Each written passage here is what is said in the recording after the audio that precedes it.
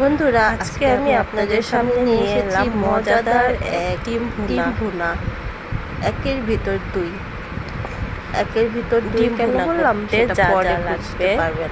পরে প্রথমে ডিমগুলোকে সিদ্ধ করে নিব। তারপর একটা ছুরি বা কাঁচুরির ডিমগুলোকে সিদ্ধ করে এগুলোকে ছিদ্র করে নিব। তারপর আমি ডিমগুলোকে একটু অথবা আপনি ওই যে ডিমের খোসা ছাড়িয়ে নিয়েছিলেন সেই খোসা দিয়েও ছিদ্র করে নিতে পারেন। এটা ছুরি বা চাকু করার কারণে পারেন, অথবা হলো যেন এর ভিতরে মশলা ছাড়িয়ে নিয়েছিলাম যে সেটা স্বাভাবিকভাবে ছিদ্র করে ডিমের খোসা ছাড়িয়ে নিয়েছিলাম সেটা দিয়ে করলাম। ছিদ্র করা হয়ে গেলে হলুদ মাখিয়ে নিব, হলুদ আর লবণ দিয়ে মাখিয়ে নিব। হলুদ লবণ মাখানো একটু ভালো করে মাখিয়ে নিব যেন ডিমের ভিতর ঢুকে। হলুদ লবণ মাখানো হয়ে গেলে রেখে দিব। এরপর হলুদ মরিচ পেঁয়াজ বাটা মাখানো হয়ে গেলে একটা তেজপাতা এলাচি দিলাম। তারপর নিয়ে নিব। আমরা এখানে পেঁয়াজ বাটা, আদা বাটা, আদা রসুন বাটা, এলাচি, লবঙ্গ এগুলো। বন্ধুরা, আপনাদের কিন্তু বলা হয়নি এখানে ডিম ভুনায় একের ভিতর দুই, মানে হচ্ছে ডিমের স্বাদও পাবেন আবার মাংসর স্বাদও পাবেন। কীভাবে সেটা বুঝতে পারবেন। রান্নাটা শেষ হোক, তারপর তো বুঝবেন। না খেলে কি বোঝা যায় একের ভিতর দুই কিভাবে হলো। এরপর সেই তেলের মধ্যে ডিমগুলোকে ভেজে নিয়ে তেলের মধ্যে পেঁয়াজ বাটা, রসুন বাটা সবগুলো মশলাগুলো একসাথে দিয়ে দিব।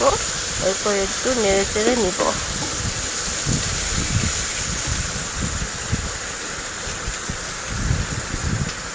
যতক্ষণ পর্যন্ত নাড়ব পেঁয়াজের গন্ধটা, কাঁচা মশলার গন্ধটা চলে যায় ততক্ষণ পর্যন্ত নাড়ব।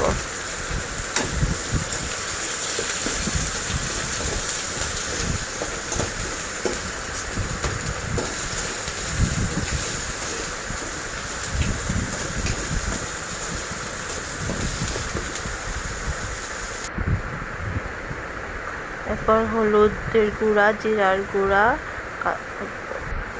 মরিচের গুঁড়া আর একটু কাঁচামরিচ ব্লেন্ড করা, এগুলো একটু পানি দিয়ে মিশিয়ে নিব।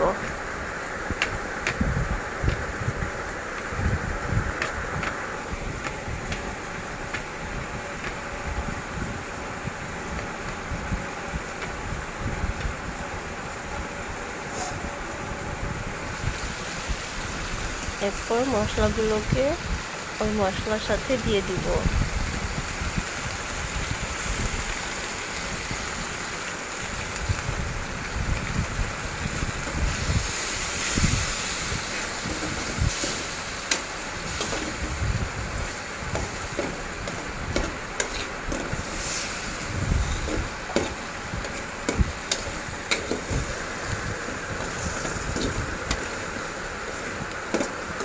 এরপর একটু নেড়ে চেড়ে নিব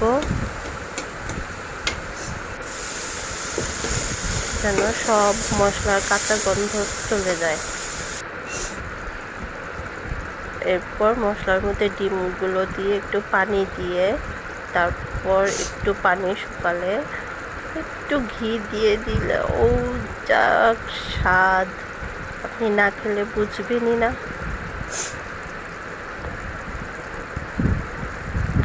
আর তো আছেই মাংসের মশলার ঘ্রাণ, স্বাদ দুটোই পাবেন। এরপর এই পর্যায়ে একটু জিরার গুঁড়া, ভাজা জিরার গুঁড়া উপরে ছিটিয়ে দিব।